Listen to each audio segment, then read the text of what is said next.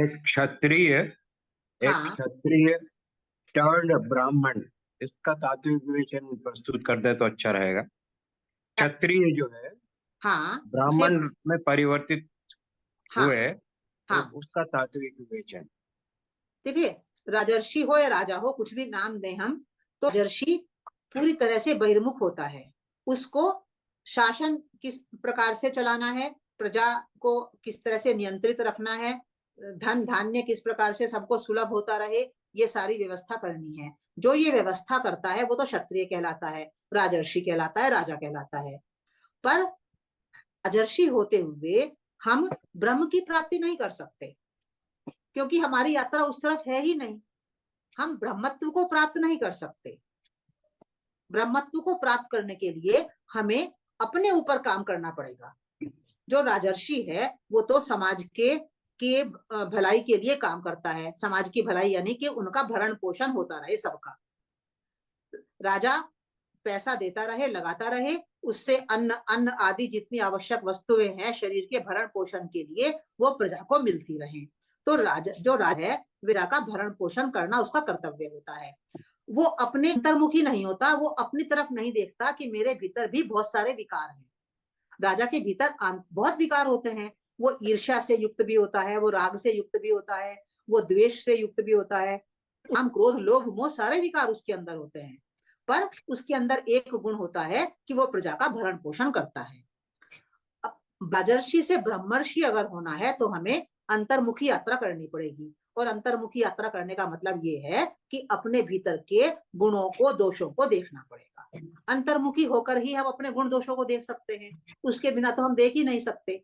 जब हम अपने ध्यान को, अपने मन की आंखों को, अपने बुद्धि की आंखों को अपने भीतर लेकर जाएंगे, तभी हमें पता चल पाएगा कि हमारे भीतर कौन कौन से विकार विद्यमान हैं। तो विकारों को देखना ब्रह्मर्षि होने की यात्रा का पहला चरण है, अंतर्मुखी होने का पहला चरण है। तो यहाँ पर ब्रह्मर्षि होने की जो यात्रा है, यानी ब्रह्मत्व को प्राप्त करने की जो यात्रा है, यानी मोक्ष को प्राप्त करने की जो यात्रा है, उसके लिए अंतर्मुखी होना पहला चरण है। तो विश्वामित्र राजर्षि से ब्रह्मर्षि होना चाह रहे हैं, तो ये जो कथा है ये उस यात्रा का पहला चरण है। अब वे अंतर्मुखी हो गए हैं। अब उनका ध्यान अपने मन के ऊपर चला गया है कि मेरा मन अपवित्र है, इसको मुझे पवित्र बनाना है, ये इसका दमन नहीं करना है, इसको मुझे मारना नहीं है, इसको मुझे रूपांतरित करना है। तो राजर्षि और ब्रह्मर्षि की बीच की यात्रा में बहुत सारे ये जो पड़ाव इस कथा में बताए गए हैं, अभी ये अंतर्मुखता का पहला पड़ाव है। अब इसके आगे जो मेनका अप्सरा और रंभा अप्सरा की कथाओं को जोड़ा है, वे इसी यात्रा के अगले पड़ाव हैं। अब उन्हें दिखाई देने लगा है कि मेरे भीतर काम भी विद्यमान है अभी छिपे रूप में, मेरे भीतर मोह भी विद्यमान है छिपे रूप में, मुझे इनके ऊपर विजय प्राप्त करनी है।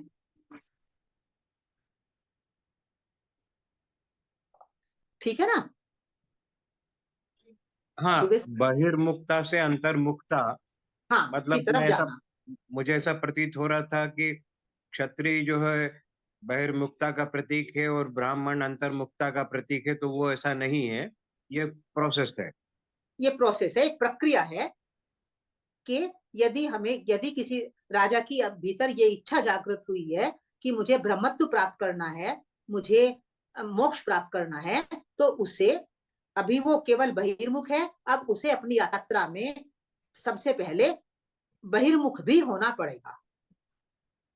बहिर्मुख होगा, ब्रह्मत्व प्राप्त करेगा, और ब्रह्मत्व प्राप्त करने के बाद जो यात्रा हमारे आती है वो फिर प्रजा के पोषण की होती है। उसे हमारे यहाँ कहा गया है अवरोहण प्रक्रिया। दो प्रकार की प्रक्रियाएं होती हैं साधना में, एक होती है आरोहण की प्रक्रिया और एक होती है आरोहण के बाद अवरोहण की प्रक्रिया। तो आरोहण की यात्रा कहते हैं सतत रूप से ऊपर की तरफ जाना, यानी ब्रह्मत्व की प्राप्ति करना। और फिर अवरोहण की प्रक्रिया का तात्पर्य होता है कि ब्रह्मत्व प्राप्त करके पुनः आपको वापस इस समाज में लौटना, इस पृथ्वी पर लौटना सबके भले के लिए। तो अभी विश्वामित्र की जो ब्रह्मर्षि होने की ये साधना है, ये अभी आरोहण यात्रा है, ऊपर की तरफ चढ़ने की यात्रा है, जिसकी ओर इसमें संकेत किया गया है।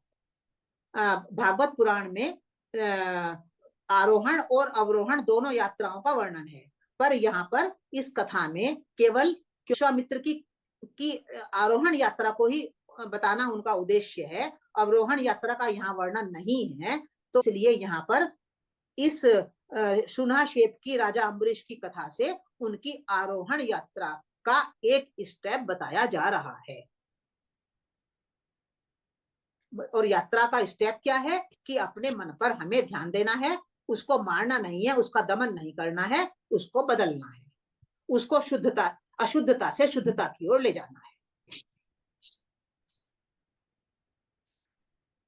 अब तो हो गई शुनाशेप की कथा, एक यज्ञ का रूपक बनाया इन्होंने कि अम्बरीश को यज्ञ करना है, उसमें यूप को गाड़ा गया और उससे जब पशु को बांधने लगे तो वो पशु को इंद्र ने चुरा लिया। अब पशु को ढूंढा उन्होंने तो उन्हें शुनाशेप मिल गया। तो ये एक प्रतीक कथा है, रूपक कथा है।